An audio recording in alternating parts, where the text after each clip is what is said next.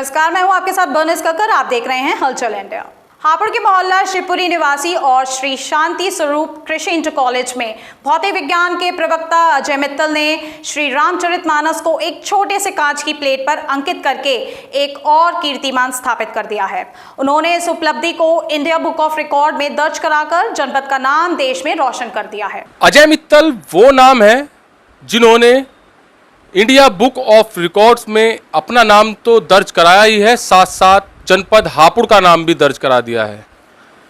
अजय मित्तल जी ने रामचरितमानस जो कि एक कांच के पीस पर पूरी की पूरी लिख डाली है, तो ये कैसे संभव हो पाया? अजय मित्तल जी हमारे साथ हैं। तो सर, मैं आपसे जानना चाहूँगा, रामचरितमानस जो कि काफ़ी बड़ी है, वो आपने एक कांच के पीस पर कैसे कर दिखाया लिख के? इसको लिखने के लिए जो कांच की प्लेट होती है, जो साधारण दर्पण होता है, उसके पीछे एक ऑक्साइड की लेप होता है। तो मैंने उससे पहले भी कुछ बारीक इसी तरह के आर्टिकल लिखे हुए हैं, जैसे कि भगवत गीता भी लिखी थी। और उससे पहले मेरा बचपन से शौक़ रहा है छोटा अक्षरों में सीधे लिखने का, तो उसी प्रतिभा का मैंने इस्तेमाल किया है इस रामचरितमानस में। तो बारीक सुइयों को पेन में, जो पेन के केस होते हैं उनके दोनों तरफ लगा करके उसको पेन के रूप में इस्तेमाल करते हुए मैंने बारीक अक्षरों में इस रामचरितमानस को उस प्लेट पर उकेरा। तो ये सब कुछ कितने टाइम में आपने संभव कर दिखाया था? ये जो प्लेट आप देखेंगे, इस प्लेट में इसकी लंबाई 30.5 सेंटीमीटर है और इसकी जो चौड़ाई है वो 16.1 सेंटीमीटर के आसपास है। और इसमें अगर आप गिनेंगे तो 300 लाइनों में ये पूरी रामचरितमानस मैंने अंकित की है। तो चूँकि आँख को इस प्लेट से सटाकर लिखना होता था, तो उसमें आँखों में थकान होना और उस थकान के लिए रेस्ट लेना, तो सब मिलाकर के काफ़ी समय लगा। लेकिन अगर इसका टोटल समय काउंट किया जाए तो एक लाइन को लिखने में मुझे 1.5 से लेकर 2 घंटे तक लगते थे। और उस हिसाब से 300 लाइनों को लिखने में मेरा जो अनुमान है वो 500 घंटे से भी ज़्यादा का समय लगा है। लेकिन उस 500 घंटे को मैंने लगभग 2015 से समय का प्रबंधन करते हुए कभी ज़्यादा लिख लिया, कभी कम लिख लिया। उस तरीके से मैंने अपने इस अप्रैल में 2020 में इस काम को पूरा किया। आप प्रोफेसर भी हैं कृषि इंटर कॉलेज में और आप की फैमिली भी है, तो आपकी वाइफ को टाइम दे पाए, आप अपने बच्चों को टाइम दे पाए, और आपने साथ में ये भी लिखी है रामचरितमानस, तो कितना संघर्ष करना पड़ा इसमें? संघर्ष की बात तो ये है कि मेरी परिवार में जब मैंने ये काम शुरू किया था तो मेरी धर्मपत्नी रश्मि मित्तल और मेरे बेटे हर्षल मित्तल, इन दोनों का जो संयुक्त सहयोग मिला वो इस रूप में मिला कि जब प्लेट पर अक्षर चूँकि बहुत छोटे लिखने होते थे और हमारी जो रामचरितमानस है जिसमें से मैंने देख के लिखा था उसमें अक्षर मोटे थे, तो मोटे अक्षर को देखना, फिर उसको देख करके छोटे अक्षर पर अपनी आँख को एडजस्ट करना, इसमें बड़ा अनबैलेंसी थी। तो शुरुआत में चाल बहुत मंदी थी, लिखने की जो स्पीड थी।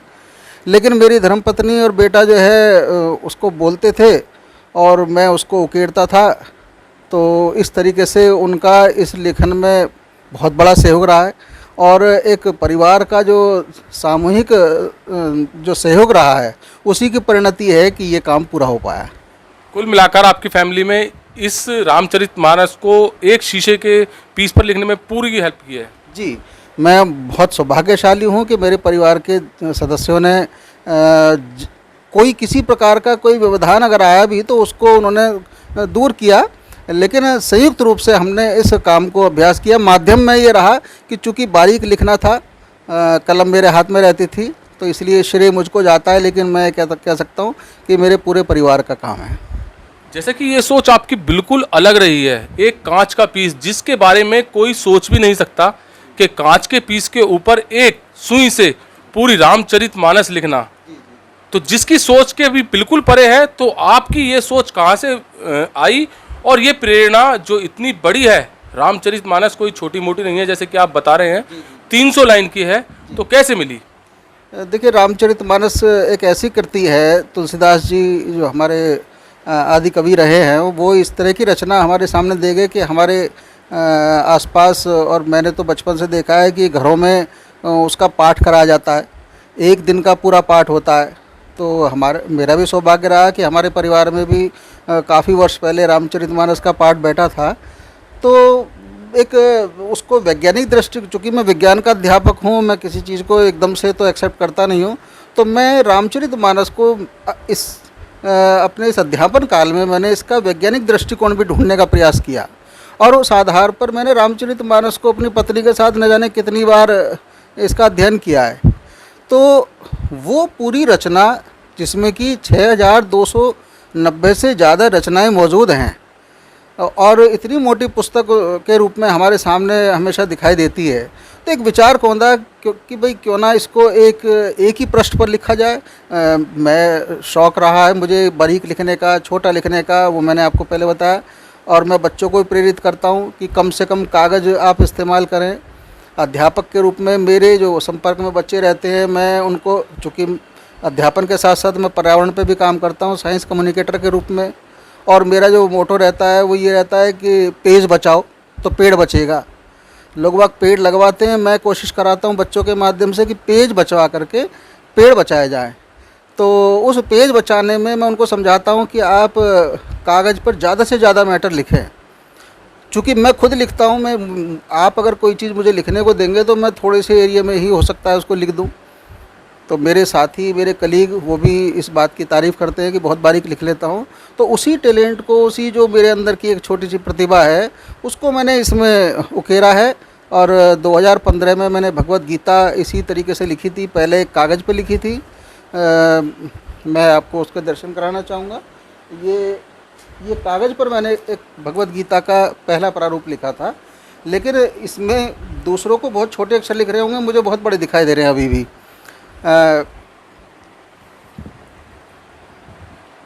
देख सकते हैं भगवत गीता एक छोटे से पेज पर लिखी हुई है अजय मित्तल जी ने। मुझे भी नहीं दिख रहा है इसमें, मगर संपूर्ण गीता इस पर लिखना बहुत बड़ी बात है। ये तो आप देखिए, इसमें पेंसिल से लिखी हुई है केवल ये, लेकिन इसको भी मैंने और छोटे रूप में 2015 में एक कांच की इसी तरह की प्लेट पर लिखा था।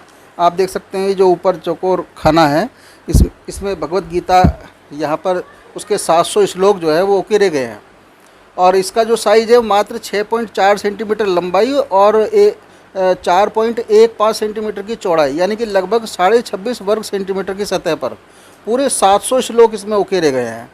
तो अजय जी, ये किस चीज़ के माध्यम से देखा जा सकता है? ऐसे तो मेरे को भी नहीं दिख रहा है और किसी को नहीं, किस चीज़ के माध्यम से देखा जा सकता है? इसके लिए जो हमारा माइक्रोस्कोप में जो हाई रेजोल्यूशन वाले जो लेंस होते हैं, उसको हम इस्तेमाल करके देख सकते हैं। मैंने जो साधारण जो लेंस होता है, अक्सर लेबोरेटरी में 10 सेंटीमीटर फोकल लेंथ का लेंस होता है, तो दो लेंसों का कॉम्बिनेशन करके तो मैंने आँख के पास रख के इसको लिखा है।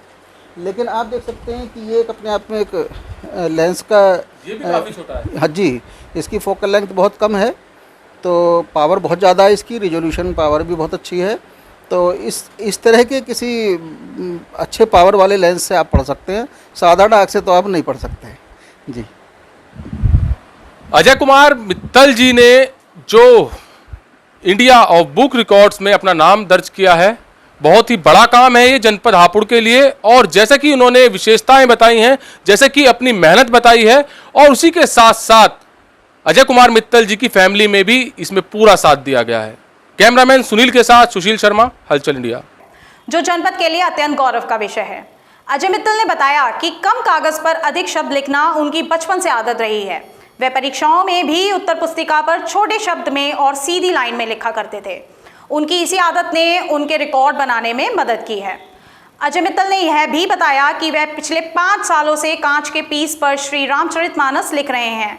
इस लॉकडाउन में अधिक खाली वक्त मिला, इसलिए 27 मार्च से उन्होंने ये रामचरितमानस लिखना शुरू किया और 17 अप्रैल तक इस कार्य को पूरा कर लिया।